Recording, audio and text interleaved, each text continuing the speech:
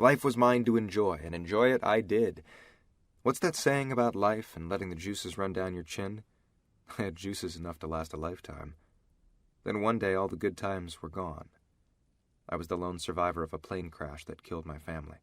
I'd watched my parents and twin brother die around me, listening to their agonizing cries for help and not being able to help them or myself as I waited to suffer the same fate.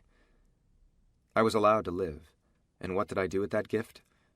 I closed myself off from the world and turned into what I'd never wanted to be, the CEO of Stone Worldwide. Shrink after shrink promised with just a little more therapy that I'd find the answer and realize life was worth living again, as if they feared at any time I was going to kill myself. What they didn't seem to understand was there was something worse than dying. Living. Having whatever your heart desired and it never being enough to overcome the emptiness that ate away at you every day and night until you felt hollow inside. Dealing with the guilt that every member of your family had been taken away and you were left like some shining monument to Darwinism, as if being alive was some achievement I'd strived for and attained. All I'd done was sit there in that plane seat. That steel bar that had plowed through my brother's heart hadn't been able to find mine, not because I was crafty or clever. It wasn't because I was lucky either. That steel rod hadn't found my heart because I didn't have one. I'd spent my entire life caring for no one enough to call it love. Why would my heart be anything to pierce, much less damage enough to kill someone like me?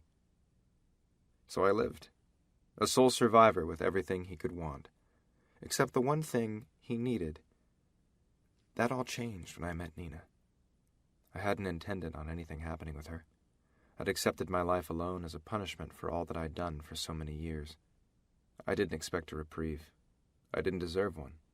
All I wanted to do was try to make up for what my father had done. That she made some good come alive in me was something I wasn't ready for, but I couldn't let it go. Some small part of me was reborn that night we drove up the Taconic to this house. So now I had a choice to make. Give up or fight. I let all those times I held Nina in my arms fill me. All those times she made my heart leap with one of her gentle smiles. For someone who had never had to fight for anything, it was strangely easy. Whatever I had to go through for her, I'd endure it.